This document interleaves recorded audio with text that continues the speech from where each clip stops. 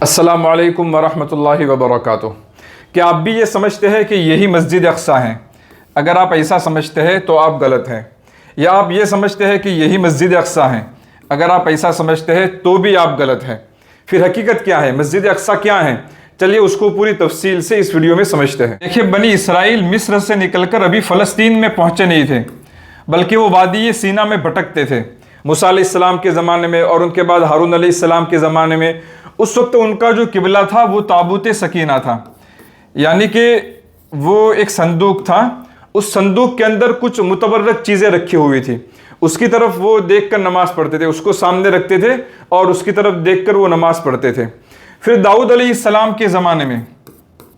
داؤد علیہ السلام نبی بھی تھے اور حاکم بھی تھے، اور ان کے زمانے میں بنی اسرائیل کو فلسطین میں حکومت ملی، یعنی کہ داؤد علیہ السلام حاکم تھے، تو انہوں نے ایک مسجد بنائی جس کو ہم مسجد اقصیٰ کہتے ہیں، یا یہودی جس کو ہیکل سلیمانی کہتے ہیں۔ تو داؤد علیہ السلام نے مسجد بنانا شروع کیا القدس میں، یعنی کہ بیت المقدس میں، یروشلم میں، اور وہ ابھی مسجد پوری نہیں ہوئی تھی کہ ان کا انتقال ہو گیا۔ اور پھر ان کے بعد ان کے بیٹے حضرت سلیمان علیہ السلام، وہ بھی نبی تھے اور بادشاہ تھے، انہوں نے اس تعمیر کو مکمل کیا۔ اس کو ہم مسجد اقصیٰ بھی کہتے ہیں، ہیکل سلیمانی بھی کہتے ہیں۔ اس کی طرف بنی اسرائیل نمازوں میں رخ کیا کرتے تھے۔ تو پہلی مرتبہ آج سے، یعنی کہ 2025 سے 3000 سال پہلے یہ مسجد اقصیٰ پہلی مرتبہ بنی تھی، سلیمان علیہ السلام کے ہاتھوں سے بن کے مکمل ہوئی، جس کو ہیکل سلیمانی بھی کہتے ہیں۔ اس طریقے سے چلتا رہا، اور 350 سال کے بعد عراق سے بخت نصر بادشاہ اٹھا اور اس نے فلسطین پر حملہ کر دیا، اور فلسطین میں قتل عام کیا، بڑا ظلم کیا بنی اسرائیل پر، اور ہزاروں کی تعداد میں بنی اسرائیل کو قید کر کے وہ عراق میں لے آیا، اور اس نے جو مسجد اقصیٰ تھی، ہیکل سلیمانی تھی، اس کو بھی تہس نہس کر دیا۔ تو پہلی مرتبہ کی یہ تباہی ہے، 350 سال کے بعد ہیکل سلیمانی کی پہلی مرتبہ تباہی ہوئی۔ اس کے بعد یہاں سے ایران سے ذوالقرنین بادشاہ اٹھا اور اس نے عراق پر حملہ کیا، اور اس نے بنی اسرائیل کو وہاں سے نجات دلائی۔ بنی اسرائیل واپس یہاں پر آ گئے اپنے فلسطین میں، اپنے علاقے میں، اور انہوں نے پھر سے ہیکل سلیمانی کی بنیادوں پر پھر سے انہوں نے مسجد تعمیر کی۔ تو اس طریقے سے دوسری مرتبہ مسجد اقصیٰ کی تعمیر ہوئی۔ اس کے بعد رومیوں نے حملہ کر دیا فلسطین پر، اٹلی سے ٹائٹس رومی نے پھر سے حملہ کر دیا، تقریباً 550 سال کے بعد فلسطین پر حملہ کر دیا۔ یعنی کہ عیسیٰ علیہ السلام آ گئے، اور عیسیٰ علیہ السلام آسمانوں پر اٹھائے جانے کے بعد 70 سال کے بعد یہاں ٹائٹس رومیوں نے فلسطین پر پھر سے حملہ کیا، اور اس نے بھی وہی کیا جو بخت نصر نے کیا تھا، یعنی کہ سب کو قتل عام کیا، بڑا ظلم کیا، اور جو پھر سے ہیکل سلیمانی جو بنائی گئی تھی، مسجد اقصیٰ جو بنائی گئی تھی، پھر سے اس کو تہس نہس کر دیا اور اس کو پوری طریقے سے تباہ کر دیا۔ تو یہ دوسری تباہی ہے مسجد اقصیٰ کی۔ پہلی مرتبہ بخت نصر کے ہاتھوں سے ہوئی تھی، دوسری مرتبہ ٹائٹس رومی کے ہاتھوں سے ہوئی تھی۔ اس کے بعد یہ اسی طریقے سے ویران رہا، عیسائیوں کے ہاتھوں میں۔ یہ فلسطین جو تھا وہ عیسائیوں کے ہاتھوں میں تھا، بیت المقدس جو تھا وہ عیسائیوں کے ہاتھوں میں تھا، تو یہود وہاں ذلت و رسوائی کے ساتھ رہتے تھے، وہ پھر سے مسجد اقصیٰ کو آباد نہیں کر سکے۔ اور اسی دوران 550 سال کے بعد ہمارے نبی پاک صلی اللہ علیہ وسلم کی بعثت ہوئی، یعنی کہ دوسری مرتبہ ٹائٹس رومی نے جب فلسطین کو ویران کر دیا، مسجد اقصیٰ کو ویران کر دیا، اس کے 550 سال کے بعد ہمارے نبی پاک صلی اللہ علیہ وسلم کی بعثت ہوئی، اور یہود ابھی تک مسجد اقصیٰ کو آباد نہیں کر سکے تھے۔ اب نوٹ کرنے کی بات یہ ہے کہ جب ہمارے نبی پاک صلی اللہ علیہ وسلم کی بعثت ہوئی، اس وقت یہ تعمیر بھی وہاں موجود نہیں تھی، اور یہ تعمیر بھی وہاں موجود نہیں تھی،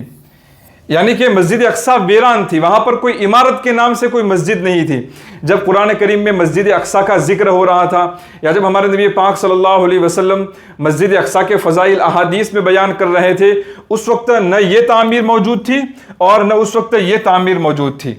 بلکہ مسجد اقصیٰ تو ویران تھا، عمارت کے نام سے وہاں کوئی مسجد بنی ہوئی نہیں تھی۔ اب سوال یہ ہوتا ہے کہ پھر یہ مسجد کس نے بنائی اور یہ مسجد کس نے بنائی، اور پھر مسجد اقصیٰ کیا ہے؟ تو دیکھیے، ہمارے نبی پاک صلی اللہ علیہ وسلم کے بعد حضرت عمر رضی اللہ عنہ کے دور خلافت میں، یعنی کہ سن ہجری 16 میں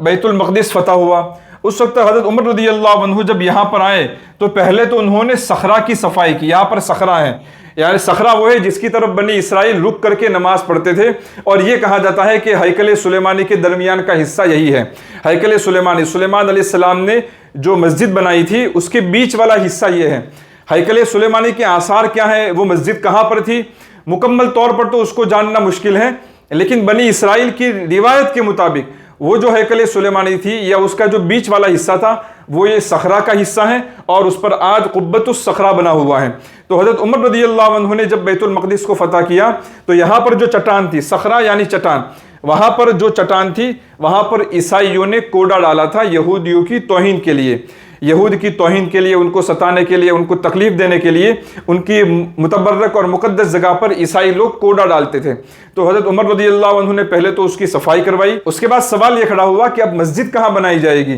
क्योंकि मस्जिद के नाम से वहाँ कोई इमारत नहीं थी, ये एक चट्टान थी जिसको बनी इसराइल यानी कि यहूद उसको मुक़द्दस समझते थे, मुतबर्रक समझते थे, लेकिन कोई इमारत नहीं थी। तो हज़रत उमर रज़ियल्लाहु अन्हु ने पहले तो तारीख में ये आता है कि हज़रत काब अहबार रहमतुल्लाह अलैह से पूछा कि मस्जिद कहाँ बनानी चाहिए, तो उन्होंने ये मशवरा दिया कि ये जो सखरा है उसके पीछे यहाँ मस्जिद बनाएं, ताकि सखरा की तरफ भी नमाजों में रुख हो जाए और किबला भी इस तरफ है तो किबला काबे की तरफ भी रुख हो जाए, यानी कि दोनों किबले हमारे सामने आ जाए। तो हज़रत उमर रज़ियल्लाहु अन्हु ने कहा कि तुम्हारे अंदर से अभी यहूदियत का असर गया नहीं है, जब हमारा किबला काबा बन गया, बैतुल्लाह की तरफ रुख करने का हमें हुक्म मिल गया, तो अब सखरा हमारे लिए कोई माना नहीं रखता है। उसके बाद हज़रत उमर रज़ियल्लाहु अन्हु ने सखरा के आगे किबला की तरफ यहाँ पर मस्जिद बनाई थी, और यहाँ पर पहली मरतबा जो मस्जिद बनी वो सन हिजरी 72 में अब्दुल मलिक बिन मरवान ने बनवाई थी। ये जो कुब्बतुस सखरा, सखरा पर जो मस्जिद बनी हुई है और जिसको मस्जिद सखरा कहते हैं या कुब्बतुस सखरा कहते हैं,